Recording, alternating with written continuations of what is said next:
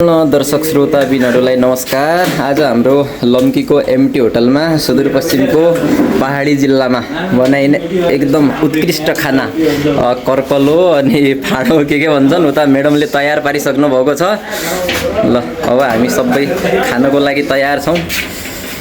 MT hotel ठिक्क हाम्रो महालक्ष्मी विकास ब्याङ्कको भन्दा 2 घर यता छ। सम्पूर्ण दर्शक श्रोताबिनहरूलाई नमस्कार। आज हामी लम्कीको एमटी होटलमा छौँ हैन। आज यहाँ खानाको हाम्रो सुदूरपश्चिमको 9वटा जिल्लामा बनाइने टाइपको कर्कलो अनि फाँडो भन्छ हैन, यो टाइपको खाना छ। कस्तो भइरहेछ यता हाम्रो रिस्पेक्टेड सर हुनुहुन्छ, सिद्धार्थ ब्याङ्कको म्यानेजर सर हुनुहुन्छ। कस्तो छ सर खाना? एकदम टेस्टी छ।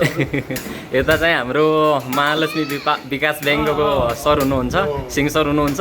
अनि यता चाहिँ हाम्रो कोइराला सर हुनुहुन्छ। उहाँले त यति मुस्कान दिइराख्नु भएको छ कि आहा खाना कति मिठो छ, कति मिठो छ।